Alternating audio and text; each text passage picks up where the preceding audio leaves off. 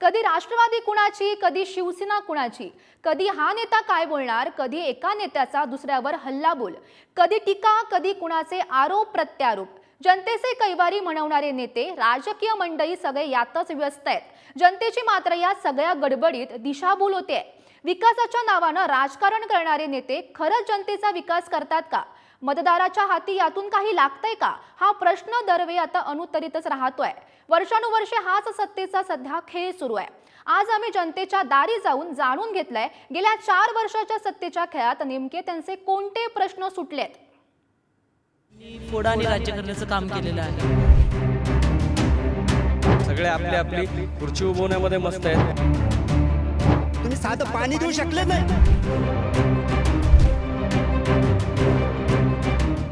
नमस्कार, सर्वांचं स्वागत आहे पुढारी न्यूजमध्ये। आज आपण महाराष्ट्रातल्या विविध समस्या संदर्भात जाणून घेणार आहोत। सध्याची परिस्थिती आहे, पाणी नाही आहे, त्याचबरोबर दुष्काळाची परिस्थिती निर्माण झालेली आहे आणि राजकारणी एकमेकांवरती चिखलफेक करताना आपल्याला पाहायला मिळतं। या राजकारण्यांना खरंच महाराष्ट्राच्या जनतेची पर्वा आहे का, या संदर्भात आपण आता जाणून घेऊयात। आपल्यासोबत छत्रपती संभाजीनगरवासी आहेत, त्यांच्याकडून आपण जाणून घ्यात।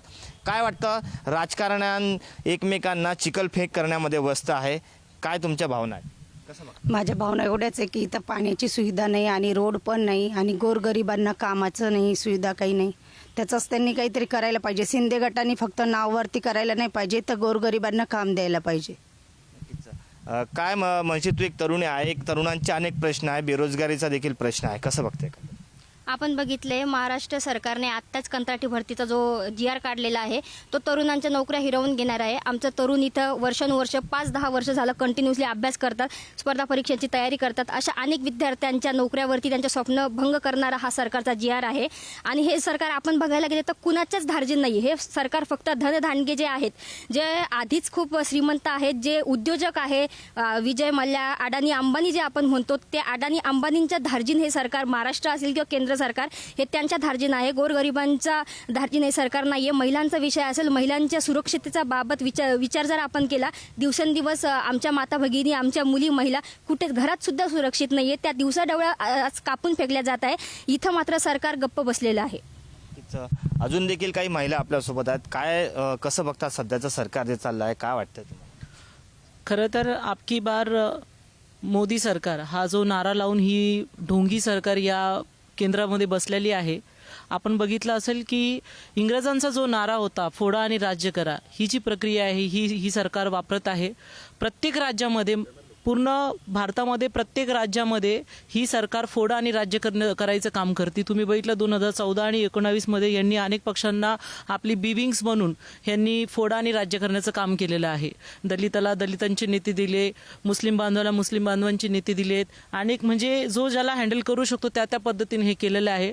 पण मला असं वाटतं आताची ही जी जनता आहे सध्या वर्तमान स्थितीमध्ये, ही जनता आता यांना कळून चुकलेलं आहे की हे फोडा आणि राज्य करायच्या राजकारणामध्ये आज खच्चीकरण होतंय। संपूर्ण महाराष्ट्रामध्ये, आज पुऱ्या भारतामध्ये महाराष्ट्राचं राजकारण हे गलिच्छ प्रकारे आहे। एक 1.5 वर्ष एक पक्ष त्या सत्तेमध्ये येतोय। आज BJPने सगळे पक्ष फोडलेत, अमुक पक्षाचा हा घेऊन तमुक पक्षाचा तो घेऊन ती सत्ता बनवते। खरं तर आपण बघितलं तर पूर्ण भारतामध्ये BJPची एकेरी सत्ता नाहीये, अलायन्समध्ये ती सत्ता या ठिकाणी करते। 6 ते 6.5% वोटिंग त्यांना मिळालेली आहे संपूर्ण भारत देशामध्ये। हे एकमेकांसोबत लढणारे जे नेते आहेत, सत्ताधारी आहेत किंवा विरोधक आहेत, यांना जनतेची पर्वा आहे का, काय वाटतं तुम्हाला? हे बघा, ज्या पक्षामध्ये तुमची उत्पत्ती होते, ज्या पक्षामध्ये तुम्हाला मान सन्मान मिळतो आणि पक्षाच्या नावाने, कुठलाही पक्ष असो, पक्षाच्या लोगोच्या माध्यमातून तुम्हाला मतदान मिळतं, ही जनता तुमच्या पक्षावर भरोसा करते। त्यामुळे तुम्ही तो पक्ष सोडता आणि इतर ठिकाणी पळता, मग पुन्हा तुम्ही सत्तेच्या लालसेसाठी पळता। म्हणजे 1.5-2 वर्ष या महाराष्ट्रामध्ये जे राज्य करणं चालू आहे आणि वेगवेगळी सत्ता या ठिकाणी स्थापन होते, त्यामुळे सर्वसाधारण जनतेचं या ठिकाणी खच्चीकरण होतंय। अजून काही आपल्यासोबत आहेत, तरुण आहेत, त्यांच्यासोबत जाणून घ्या। काय वाटतं, जनतेची पर्वा आहे का या सरकारला, किंवा या नेत्यांना जे एकमेकाशी सतत भांडताना लढताना एकमेकावर आरोप करताना आपल्याला पाहायला मिळतात? निश्चितपणे या देशातले जे काही सत्ताधारी आहेत किंवा विरोधक आहेत यांना जनतेची कुठलीही पर्वा नाही. सगळे आपली आपली खुर्ची उभवण्यामध्ये मस्त आहेत. यांना युवकांशी काही घेणदेण नाही. कारण आज बघा नुकताच कंत्राट भरतीचा विषय आहे, शाळा बंद करण्याचा विषय आहे. या कुठल्याच विषयावरती सत्ताधारी पक्षांमधून कुठल्याच प्रकारचं तीव्र स्वरूपाचं आंदोलन होताना दिसत नाही. एरवी गळे काढायचे की संजय राठोडांना अटक करा म्हणून सत्ताधारी पक्षातले, आता भाजपमधले काही लोक संजय राठोडांच्या नावाने आंदोलन करत होते. आज संजय राठोड शिंदे गटासोबत गेल्यापासून लगेचच संजय राठोडला एकदम पवित्रतेचं सर्टिफिकेट मिळालं. अशा पद्धतीचं राजकारण या राज्यामध्ये चालू आहे. आणि इथला काँग्रेस असो, राष्ट्रवादी असो, शिवसेना असो किंवा शिंदे गट असो किंवा भाजप असो, यांना कुणालाही जनतेच्या प्रश्नाची काही घेणदेण नाही. हे लोक फक्त आपला आपला स्वार्थ साधण्यामध्ये मशगूल आहेत. सगळ्या सत्ताधारी पक्षांमध्ये एक दुसऱ्यांचे नातेवाईकांचे हितसंबंध गुंतलेले असल्यामुळे यांना इथला जो खऱ्या अर्थानं शोषित पीडित वंचित घटक आहेत, दलित घटक आहे, यांच्याशी कुठलंही घेणदेण नाही. आता इंडिया अलायन्स जी केलेली आहे, त्या इंडिया अलायन्समध्ये कुठल्याही आंबेडकरी संघटनेला सहभागी करून घेतलं जात नाही. आणि एकीकडे सरकार बाबासाहेब आंबेडकरांचं नाव घेऊन राजकारण करतात, काँग्रेसवाले बाबासाहेबांचं नाव घेऊन राजकारण करतात. ही लोक खऱ्या अर्थानं ढोंगी आहेत. काँग्रेसने आतापर्यंत मोदींच्या अपोजमध्ये ज्या पद्धतीने समोर यायला पाहिजे होतं त्या गोष्टी होताना दिसत नाही. महाराष्ट्रातल्या काँग्रेसमध्ये प्रचंड प्रमाणात एक दुसऱ्याला लाथाड्या चालू आहेत. त्याच पद्धतीने राष्ट्रवादीमध्ये 2 गट झालेले. त्याच्यामुळे यांच्यावरती लोकांचा विश्वास राहिलेला नाहीये. लोकांनी आता तिसऱ्या पर्यायाचा शोध घेतला पाहिजे. नक्कीच या ठिकाणी आपण पाहतो की संतप्त प्रतिक्रिया आहे. या ठिकाणी छत्रपती संभाजीनगरकर आपापले मत व्यक्त करतायत, कोणी संतप्त भावना व्यक्त करतोय. अजून आपल्यासोबत काही इथं आपण काय आहेत नागरिक, त्यांच्याशी जाणून घेऊयात. काय वाटतं, हे सत्ताधारी किंवा हे राजकारणी एकमेकांशी लढतात, यांना सर्वसामान्य नागरिकांची पर्वा आहे का? काय वाटतं तुम्हाला? एक तर पहिले आपल्या इथं नवीन आयुक्त साहेब आलेले, 4 दिवसाची नवरी असते तसं 4 दिवस फक्त पब्लिकमध्ये आले. पण स्थानिक आमदाराच्याच उद्घाटनाला राहते. ते दोन्ही स्थानिक आमदार आहे, ज्यांनी त्यांना आणलं त्यांच्याच उद्घाटनाला असतो. त्यांना सांगू इच्छितो की तुम्ही बघू शकता पश्चिम मतदारसंघामध्ये उस्मानपुरा भागात एवढे गड्डे पडलेले, रस्ते खराब आहे आणि कॉलेज शैक्षणिक क्षेत्र आहे, तरीला ते तिथं रोडाचं काम नाही करत. ट्रेनीचं फक्त ते आमदारासोबत उद्घाटनाला दिसतात मला. म्हणजे आयुक्त साहेब हा झाला मनपा आयुक्तांचा विषय. मात्र या ठिकाणी जे सत्ताधारी आणि विरोधक आहेत, हे राजकीय नेते ते एकमेकांशी भांडतात. यांना आणि जी मूळ प्रश्न आहेत ते मूळ प्रश्नांना कुठंतरी बाजूला सारतात. जसे आरोग्याचा प्रश्न निर्माण झालेला आहे, त्यामुळे कुठंतरी या नेत्यांना सर्वसामान्यांची पर्वा आहे किंवा नाही, काय वाटतं तुम्हाला? यांच्यामध्ये आता हे फक्त भांडतात. हे स्थानिक आमदार याला बोलतो त्याला बोलतो, ते न भांडतात त्यांनी काम बघावं. आता परवा 4 दिवस पहिले नांदेडचे खासदार साहेब एका डीनला संडास साफ करायला, किती लाजूर घटना घडली. त्यांना ते भांडण्यातच व्यस्त आहे. काय वाटतं, राज्याची स्थिती, आरोग्य असतील किंवा बेरोजगारीचे प्रश्न असतील, काय एकंदरीत काय वाटतं, सरकारला पर्वा आहे सर्वसामान्याची? नाही, बिलकुल कोणत्याही सरकार जरी आलं, हे राज्यकर्ते वारंवार आदलून पाडलून जे सरकार स्थापन करत आहेत त्यांना कुठल्याही प्रकारे सर्वसामान्य जनतेची किंवा तरुणांची कुठल्याही प्रकारची त्यांना पर्वा नाही आहे. बेरोजगारीचा जो प्रश्न या ठिकाणी उद्भवलेला असेल तर या सरकारने आता कंत्राटी भरतीचा जो काही मुद्दा या ठिकाणी उपस्थित केला होता, म्हणजे एकीकडे GR काढायचा आणि दुसरीकडे वक्तव्याचा घुमजाव करायचा, असंच हे सरकार या ठिकाणी करत आहेत. बेरोजगारी कंत्राटीचा GR आल्यानंतर धुळे महापालिकेची ॲड आली. धुळ्यामध्ये त्यांनी ॲड काढून तलाठी आणि तहसीलदार बनण्याचा प्रयत्न केला. आणि एकीकडे म्हणजे ते मंत्री म्हणतात विखे पाटील की नाही आम्ही असं कधीच केलेलं नाही. एकीकडे दीपक केसरकर हे समूह शाळांचा GR काढतात आणि दुसरीकडे सांगतात की नाही मी असं कधीच म्हटलेलं नाही, हे असं काहीतरी ठराविक लोक करत आहेत, मी त्याची चौकशी करत. म्हणजे इकडं हे सरकार म्हणजे जनतेची टेस्टिंग करण्याचा या ठिकाणी प्रकार करत आहे की हे म्हणजे सरकार जसं झोपेचं सोंग घेते तसं जनता पण झोपेचं सोंग घेते, काही टेस्टिंग करण्याचे प्रकार करत आहेत. आरोग्याच्या बाबतीमध्ये म्हणाल तर ज्यावेळेस मागील आरोग्यमंत्री राजेश टोपे होते, त्यांच्याही काळात कोरोना आलेला होता, तेव्हा पण ऑक्सिजन विना काही रुग्ण मृत्यू पावलेले होते. तसंच याही सरकारच्या काळात औषधी विना रुग्ण मृत्यू पावत आहेत. या दोघाही म्हणजे जे राज्यकर्ते येतील या काळात त्या दोघांनाही कुठल्याही प्रकारची तमा नसते. ते फक्त जनतेची थट्टा आणि मस्करी करत असतात. त्यांना जनतेचं कुठल्याही प्रकारचं गांभीर्य नसतं किंवा या तरुणांच्या बाबतीत ते काही सजग आहेत असं या ठिकाणी काही वाटत नाही. ते वारंवार इथल्या तरुणांचंही शोषण करतात आणि इथल्या जनतेला ते वारंवार म्हणजे एकदम असं मूर्खात काढल्यासारखं करतात. आता एक भाजपकडून असं राहुल गांधी यांना रावण असा उद्देशला जायलेला आहे. या संदर्भात मोठा वाद देशभरात निर्माण झालेला आहे. कसं बघतात एकंदरीत? सरळ गोष्ट आहे. रावण कोण आणि राम कोण जर आपल्याला बघायचं आहे तर गॅसचा सिलेंडर 375 रुपयेमध्ये देणारा व्यक्ती कोण आणि गॅसचा सिलेंडर 1200 रुपयेमध्ये देणारा व्यक्ती कोण? यापैकी दोघांपैकी कोण रावण कोण राम? पेट्रोल 40 रुपयाला देणारा व्यक्ती कोण आणि पेट्रोल डिझेल आज 100 रुपयाला देणारा व्यक्ती कोण? याच्या पलीकडे जाऊन मला हे ज्यांनी ज्या पद्धतीचं वक्तृत्व केलेलं आहे त्यांचा जाहीर निषेधही करतो आणि सन्माननीय प्रधानमंत्री नरेंद्र दामोदर भाई मोदी यांना विनंती करतो, साहेब 15 लाखाचा आमिष दाखवून भारताच्या सर्व गोरगरीब नागरिकांकडून बँकेमध्ये 100 रुपये घेतले खाते उघडण्यासाठी. 15 लाख सोडले तुम्हाला, आमचे 100 रुपये परत द्या. जे 100 रुपये आमचे खात्यामध्ये उघडण्यासाठी घेतलेले ते तुम्ही परत द्या. पाणी आम्हाला नाही आहे. आज हे जे मी ज्या ठिकाणी तुम्ही आमचा इंटरव्ह्यू घेताय याचा पॉलिटिकल इश्यू केला आहे, याचा फक्त नावाचं राजकारण करून आमची जी मूलभूत सुविधा आहे, आम्हाला पाणीची गरज आहे. फक्त 60 किलोमीटरवरती पाणी आहे. तो पाणी इकडून वाया चाललेलं आहे कितीतरी आता मध्यंतरी पाणी गेल्यानंतर. पण आजही आम्हाला या शहराला पाणीची गरज असताना सुद्धा आम्हाला तहानलेलं ठेवलेलं आहे पूर्ण शहराला. आणि हेच सरकार आहे ना, यांचं कर्तव्य नाही का की आम्हाला पाणी आणून द्यायचं तिथपर्यंत? पण हा पाणी आणून देत नाही आम्हाला. लोकांना त्रस्त ठेवलेलं आहे. गॅसचं सिलेंडर बघा, बेरोजगारी बघा. हे जेवढे मुलं इकडे बसलेले आहे या मुलांना त्यांनी सांगितलं होतं भारतीय जनता पार्टीवाल्यांनी की 2 करोड नोकऱ्या देणार आहे आणि तुम्ही प्रायव्हेटायझेशन करून टाकलेलं आहे. म्हणजे संविधानाला धक्का लावण्याचं काम तुम्ही प्रायव्हेटायझेशनच्या माध्यमातून करता. कारण जर प्रायव्हेटायझेशन झालं तर तुम्हाला कुठल्याही पद्धतीमध्ये आरक्षण हे तुम्ही देणार नाहीये. तर हे कट RSSचा आणि भारतीय जनता पार्टीचा आहे, त्यांचा तीव्र निषेध. नक्कीच अजून काही आहे, तुम्हाला काय सांगाल, काय वाटतं तुला?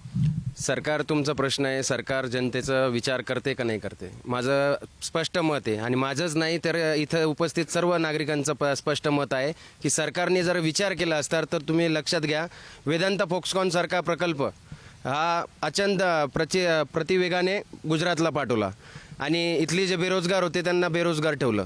त्यानंतर सरकारने वारकऱ्यांवर जो लाठीचार्ज केला त्या लाठीचार्जचा सुद्धा अजूनपर्यंत उत्तर भेटलं नाही.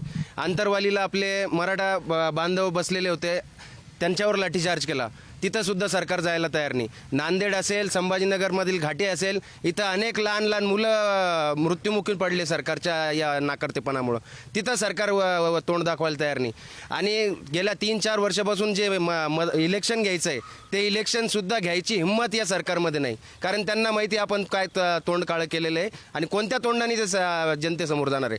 ज्या दिवशी ते जनतेसमोर जाणार आहे त्या दिवशी जनता म्हणजे मतदार राजा त्यांना मतदान पेटीच्या मार्फत त्यांची जागा दाखवणार आहे. काय भावना आहे, तुम्हाला काय वाटतं आता सध्याची परिस्थिती पाहता? सध्याची परिस्थिती पाहता असं वाटतं की सरकारमध्ये नेमकं कोण आहे?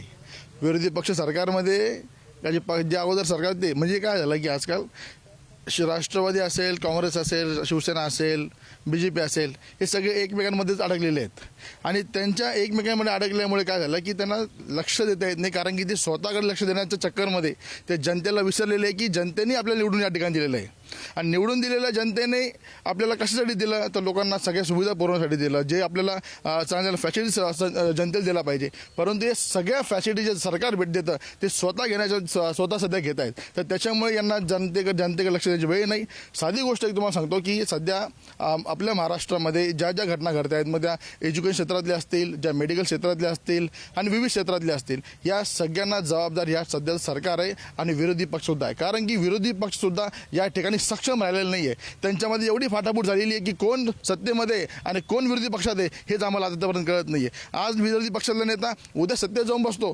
ही खूप मोठी आज शोकांतिका आहे. तुम्ही कसं बघतात एकंदरीत जर छत्रपती संभाजीनगरचा विचार केला तर रस्त्यांची अवस्था आपल्याला माहीत आहे, त्याचबरोबर पाण्याचं मोठं संकट संभाजीनगर वासियांसमोर आहे. या सरकारकडून माझी काहीच अपेक्षा नाही आहे. मुळात हे सरकार खोक्यातून निर्माण झालेलं आहे आणि हे सगळे कमिशन खोरीत करण्यासाठी चालू आहे यांचं सगळं. आता फॉक्सॉन सारखा प्रकल्प गेला तर सेमीकंडक्टर सारखा म्हणजे लाखो तरुण ते रोजगार मिळाला असता. आता जी कंपनी यांना कमिशन देईल त्यांना ते बोलवतात. आता ही कंपनीने कमिशन दिलं नाही म्हणून ती कंपनी बाहेर गेली. आणि सरकारकडून अपेक्षा काय करते? सगळे खोके घेऊन पळून गेलेले आहेत, यांच्याकडून अपेक्षाच नाही आहे. आता जेव्हा निवडणुका लागेल तेव्हाच आम्ही मतदानाद्वारे दाखवू यांना काय आहे. तर सध्या राजकारणातली नेते मंडळी एकमेकाला भांडण्यामध्ये धन्यता मानत आहेत. तुम्हाला काय वाटतं, सरकार किंवा हे नेते मंडळींना खरंच सर्वसामान्यांची पर्वा आहे का? सर्वसामान्याची पर्वा तर तुम्हाला स्वतः पत्रकारांना पण माहिती आहे. की सर्वसामान्याची कोणालाच काही फिकर पडलेली नाही. इतक्या आम्हाला असा अभिमान वाटायला पाहिजे होतं की छत्रपती संभाजीनगरमध्ये 4-4, 5-5 मंत्री, विरोधी पक्षनेता हे सर्व असूनसुद्धा पर्यटन नगरी आपल्या संभाजीनगरमध्ये, पर्यटन नगरीच्या माध्यमातून लाखो लोकांना बेरोजगार उपलब्ध झाला असतं. काहीतरी नवीन या सरकारनं करायला पाहिजे होतं. रस्ते या सर्व मूलभूत सुविधा आहे ज्या त्या सरकारनं आम्हाला द्यायला पाहिजे होत्या. आता सध्या आपण बघतो मागच्या कितीतरी वर्षापासून मके गेट या कितीतरी 5-25 हजार 50 हजार लोकांना रोजचं येण्या जाण्याचं प्रकार, पण ते साधं पूलही या सरकारकडून होतं कामा नये. मागच्या 12-15 वर्षापासून लोकांची मागणी आहे की तो पूल व्यवस्थित बनायला पाहिजे, परंतु या सरकारला कुठंच काही घेणं देणं नाही. सर्व लुबडण्याचं काम चालू आहे या पद्धतीनं की लोकांना, सामान्य जनतेला यांना काही घेणं देणं सध्या वाटत नाही. बरं, तुम्हाला काय वाटतं? हे जे सरकार आहे अतिशय चांगला मुख्यमंत्री या महाराष्ट्राला पहिल्यांदा लाभलेला आहे. जो मुख्यमंत्री रात्री 12-12, 1-1 वाजेपर्यंत जनतेचे प्रश्न सोडतो, जो मुख्यमंत्री सामान्य माणसाला भेटतो, यापूर्वी असा कुठलाही मुख्यमंत्री होऊन गेला नाही की तो इतक्या लोकांना भेटला. साध्या साध्या लोकांचे प्रश्न 2-2 मिनिटाला तो प्रश्न सोडतो, प्रश्न सुटेपर्यंत त्या प्रश्नाच्या पाठीमागे राहतो. हे सरकार सर्वसामान्याचं सरकार आहे, सर्वसामान्य जनतेच्या हक्केला ओ देणारं हे सरकार आहे. या सरकार अतिशय चांगलं सरकार आहे. एकंदरीत परिस्थिती तुम्हाला माहिती आहे. महाराष्ट्रात सत्ताधारी असेल, विरोधक असेल, दोन्ही गटाचे जे नेते आहेत एकमेकाशी लढत आहेत. त्यांना सर्वसामान्यांची पर्वा आहे का? आज आपला महाराष्ट्र झाले 75वा स्वातंत्र्य महोत्सव हा इथं साजरा केला. सगळं मंत्रिमंडळ इथं होतं. पण माझा एक प्रश्न सर्व पक्षांना आहे, मी एक कोणत्याही पक्षाला जुडलेलं नाही. काय झोपले होते का सारे पक्ष? आज औरंगाबाद, संभाजीनगर ही मराठवाड्याची राजधानी आहे. काय या पक्षांना माहीत नाही का? 75 वर्षापर्यंत आजपर्यंत पाणी नाही आलं इथं पिण्यासाठी. का पाणी नाही आलं? हे जे शहर आहे हे 52 दरवाजाचं शहर आहे. हे जे शहर आहेत इथं प्रति पंढरपूर आहेत. हे जे शहर आहेत इथं प्रति सातारा आहेत. हे जे शहर आहे जागतिक दर्जाचं इथं वेरूळ लेणी आणि अजिंठा लेणी आपल्या शहरात आहे ना. काय हे राजकीय सगळे पुढारी आहेत इथं, काय यांना समजत नाही? एक विशेष करून हर्सूलला हरसिद्धी माता म्हणून आहे, उज्जैनला एक आणि इथं एक. म्हणजे इतकं मोठं हे शहर असताना सुद्धा म्हणजे, आणि हे सर्व राजकीय पक्ष फक्त एकूण आराचे कपडे फाडतात.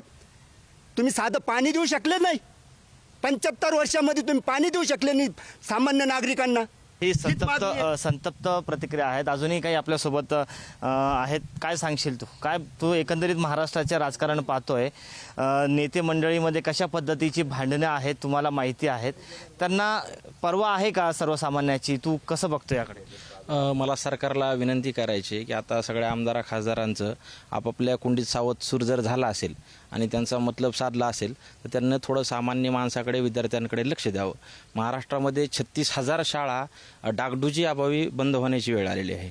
36,000 शाळा ज्यावेळेस बंद होतील त्यावेळेस वाड्या तांड्यावर राहणारा गरीब, पारधी असेल, गोसावी असेल किंवा जो अल्पभूधारक मराठा शेतकरी आहे यांची मुलं आज त्यांना तुम्ही शिक्षणानंतर नोकऱ्या देऊ शकत नाहीत. तर मग ज्यावेळेस तुम्ही 36,000 शाळा बंद करणार तर हे लोक देशोधडीला लागतील ना. मग तुम्ही नेमकं कोणाचं प्रतिनिधित्व करताय? आता प्राध्यापक भरती होत नाही आहे. तुम्ही प्राध्यापक भरती करणार तर त्याच्यानंतर कॉन्ट्रॅक्टवरती करता. जर तुम्ही परमनंट करणारच नाही तर मग त्या शिक्षणाची क्वालिटी काय राहणार ह्याच्यामध्ये? आणि मग सरकारने ह्या गोष्टीकडे लक्ष दिलं पाहिजे. त्यांचे जे सगळे हितसंबंध आहेत, हितसंबंधापायी काही वेळा प्राध्यापक भरती अडवली जाते. मग हे चुकीचं आहे. मग याच्यामध्ये काय होईल, जर तुम्ही अडवली हितसंबंधापायी तर कुठलाही गरीब माणूस किंवा कुठल्याही शेतकऱ्याचं मुलगा प्राध्यापक होऊ शकत नाही. आता फक्त करोडपती लोकांचे मुलं प्राध्यापक होतील, 50-50, 60-60 लाख भरायची ऐपत गरीबाची कुठल्याही नाही आहे. त्याच्यामुळे ह्या सर्व गोष्टीवरती सरकारनं बंधनं आणली पाहिजे. ह्या शाळा बंद करून, कॉलेज बंद करून सरकार जे करते हे अत्यंत चुकीचं आहे. आपण पहिले या तरुणांच्या भावना आहेत आणि भरती चालू ठेवली पाहिजे. गोरगरिबांच्या मुलांसाठी देखील सरकारने विचार केला पाहिजे, अशा पद्धतीची भावना आहे. आपल्यासोबत अजून काही नागरिक आहेत. कसं बघतात चित्र सध्या महाराष्ट्राचा? तो महाराष्ट्राचं चित्र तर आता तोडा आणि फोडा असं राजकारण सुरू आहे. यांना वैयक्तिकाकरिता हे मंत्रिपद दिलेले आहेत, कुठल्याही जनतेच्या कामाकरिता मंत्रिपद दिलेले नाही आहे. आणि आजची परिस्थिती अशी आहे, आता पक्ष सोडून आता देश वाचवण्याची वेळ आलेली आहे. तेच जर आता वाचलं नाही तर आपण आताच हुकुमशाहीच्या दिशेनं सगळी वाटचाल सुरू आहे मोदी सरकारची. आणि ज्यांचं बोट धरून या महाराष्ट्रामध्ये BJP सरकारने आपला पाय मुख्य केला, त्याच्या घरावर जर घाव घालते तर या बहुजनांना, या सर्वांना असं कळायला पाहिजे की खरोखर आता वेळ आलेली आहे की या जातीवादी सरकारला आता धडा शिकवण्याची. फुले शाहू आंबेडकरांचा, छत्रपती शिवाजी महाराजांचा महाराष्ट्र म्हणतात आणि या महाराष्ट्राच्या जनतेचा काय काम करतात, तर हे आता एकच काम करत आहे की आता इथं हुकुमशाहीचे यांनी पाळमुळं पक्के करणं लावलेले आहे. जनतेला कळालेलं आहे. आता हे यांना जरी वाटत असेल की आम्ही प्रत्येक समाजाचे नेते विकत घेतो, तर आता तुम्ही काही जरी केलं तर समाजाचे नेतेसुद्धा समजलेले आहे. देशामध्ये 38 पक्ष एकत्र झालेले आहे. याचा अर्थच असा आहे की हे BJP सरकार देशामध्ये जनतेला पक्षाला नको आहे. आणि जनतेला सुद्धा कळालेलं आहे की आता हे BJP सरकार काय करणार आहे. याकरिता सर्व जनता आता फक्त निवडणुकाच्या प्रतीक्षेत आहे आणि यांना त्या माध्यमातून हे धडा शिकवण्याची यांनी सर्व अशी तयारी ठेवलेली आहे. अशा पद्धतीचे एक प्रश्न उपस्थित होत आहे. काय सांगशील तू? मुळात सध्या राज्यामध्ये जे सरकार आहे किंवा विरोधातले जे लोक आहेत ते सोडाचं आणि द्वेषाचं राजकारण करत आहेत. एकीकडं आरक्षणाच्या नावावरतून धर्माधर्मामध्ये भांडणं लावण्याचं कारस्थान चालू आहे आणि दुसरीकडं इथला जो काही सुशिक्षित बेरोजगार युवक आहे, जो सगळ्या जाती धर्मांचा आहे, त्याला देशोधडीला लावण्याचं काम होतं आहे. आज शाळा बंद केल्या जात आहेत, युवकांना देशोधडीला लावलं जात आहे. औरंगाबादमध्ये दरवर्षी दर 5 वर्षामध्ये औरंगाबाद की संभाजीनगर हिंदू मुस्लिम दंगे पेटवण्याचं कारस्थान होतं. किराडपुरा दंगलीमध्ये जे काही लोक मृत झाले त्यांना देखील न्याय हे सरकार देऊ शकलेलं नाहीये. हा तरुण आहे. शेतकऱ्यांची, मुलांची अवस्था सध्या वाईट आहे. कसं बघतो एकंदरीत दुष्काळाची परिस्थिती महाराष्ट्रावरती? सर्वप्रथम जे राज्यामध्ये वातावरण चालू आहे ते एक पाश्चात्यवादी साहित्यिक म्हणतो की व्यवस्थेला जर प्रश्न केला नाही तर इथे मेंढराचे कळप तयार होतात. त्यामुळे मेंढराचे कळप इथं तर तुम्हाला दिसणार नाहीत, कारण इथे जागरूक माणसं निर्माण झालेले आहेत. त्यानंतर शहाणे जेव्हा गप्प बसतात तेव्हा मूर्खाचा गुन्हाकार होतो. तर हा मूर्खाचा गुन्हाकार ह्या राज्यात तर होऊ शकत नाही. महाराष्ट्र शासन काय सांगते की फुले शाहू आंबेडकरांच्या मार्गाने आम्ही जातोय किंवा फुले शाहू आंबेडकरांचा हा महाराष्ट्र आहे. पण सर्वसामान्यांचं सरकार असं सर्वच जण म्हणतात. पण सध्या विद्यार्थ्याच्या हिताचा कोण निर्णय घेते हे महत्त्वाचं आहे. कारण कंत्राटी भरती चा GR आणला त्या आणि तहसीलदार सारखं एक उच्चपद ते कंत्राटी भरतीमध्ये घेत असाल तर तुम्ही आमच्या सर्वसामान्य जे पद आहेत त्यांचं काय त्या गोष्टीचा कसा विचार करणार आम्ही विद्यार्थी लोक. त्यानंतर जे दुष्काळी वातावरण म्हणताय सर, तर त्याच्याविषयी एक कवी म्हणतो की आधी पाणी वा नंतर गाळ दाखवा, पण TV वरून आधी दुष्काळ दाखवा. ही परिस्थिती आमच्या आज महाराष्ट्र राज्याची आहे. त्यामुळं शेतकरी असेल, महाराष्ट्र राज्यात भरपूर प्रश्न आहेत, पण विद्यार्थ्याच्या हिताचे जे प्रश्न सोडवल असं सरकार आम्हाला अपेक्षित आहे, अशी आमची आशा आहे. आता शेवटचा प्रश्न, कसं एकंदरीत बघेल तू या संपूर्ण घटनेकडे? संपूर्ण महाराष्ट्रात जो राजकारण चालू आहे, नेते मंडळी आहेत, एकमेकाला भांडतायत, लढतायत, कुठेतरी जो सर्वसामान्य आहे त्यांच्याकडे दुर्लक्ष होतंय का? एका वाक्यात काय सांगशील? नक्कीच या ठिकाणी दुर्लक्ष होतं. आपण ह्या ठिकाणी बघत आहात की सर्व या ठिकाणी जनतेला आपण म्हणजे जनतेच्या याच्यातून बघत होतो, पण या ठिकाणी सर्व राजकीय पक्षाचे लोक या ठिकाणी आलेले आहेत. सर्वांनी आपली आपली पक्षाचीच मतं या ठिकाणी मांडली. परंतु या ठिकाणी सर्वांचं माझं एकच त्यांना माझं म्हणणं आहे की आपण सर्व अगोदर जनता आहोत, आपण नागरिक आहोत आणि आपल्याला सुद्धा कोणत्या सुविधा या ठिकाणी या सरकारकडनं भेटलेल्या आहे याचा सुद्धा आपण एक विचार आपण या ठिकाणी केला पाहिजे. कारण की जनता आणि राजकीय पक्ष याच्यामध्ये दुवा हे राजकारणी असतात आणि म्हणजे कार्यकर्त्यांनी सरकारपर्यंत आपल्या सगळ्या भावना, आपल्या मागण्या पोहोचवण्याचं काम केलं पाहिजे. परंतु आपापसात वाद न करता आपण सर्व मिळून या ठिकाणी जे काय सरकार आहे त्यांना आपण या ठिकाणी जाब विचारण्याचं काम आपलं आहे. कारण की आपण सुद्धा या ठिकाणी सफर आहोत, प्रत्येकजण या ठिकाणी सफर आहे आणि नागरिक म्हणून आपल्याला सर्वांना या ठिकाणी पक्षविरहित काही गोष्टी काय कराव्या लागतात, काही गोष्टी समाजासाठी कराव्या लागतात, काही गोष्टी नागरिकांसाठी कराव्या लागतात, त्यासाठी करणं गरजेचं आहे. म्हणून आपण सर्वांनी एकमेकांशी न भांडता सर्वांनी मिळून आपल्या नागरिकांना कशा सुविधा देता येईल हे आपण बघितलं पाहिजे. मात्र जे सत्ताधारी आहेत, विरोधक आहेत, दोन्ही पक्षाचे राजकीय नेते आहेत, ते एकमेकाशी भांडण्यामध्ये धन्यता मानत आहेत. त्यामुळे कुठेतरी आता सर्वसामान्य नागरिकाला स्वतःचाच विचार करावा लागेल अशा पद्धतीचं सूर या ठिकाणी छत्रपती संभाजीनगर वासियांकडून समोर येत आहेत. कॅमेरा पर्सन संतोष श्रीसाटसह मी सचिन जिरे, पुढारी न्यूज, छत्रपती संभाजीनगर. यांनी फोडा आणि राज्य करण्याचं काम केलेलं आहे. सगळे आपली आपली खुर्ची उभवण्यामध्ये मस्त आहेत. तुम्ही साधं पाणी देऊ शकले नाही.